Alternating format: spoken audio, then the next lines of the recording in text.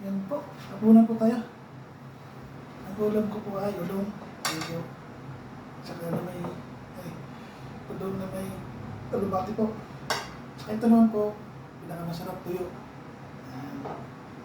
So yan, try natin. Ulong. So, alubati. Try natin. Hapunan po. Tapos, ito, ilagay natin ang ulo dito. Yan. Ulo ng tuyo. Wait, lagyan pa. Lagyan natin. Para masarap.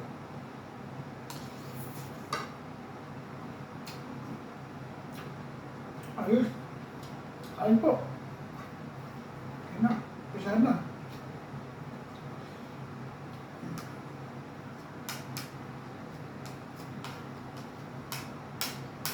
Tapos yan. Yan po. Kain na po. Salamat.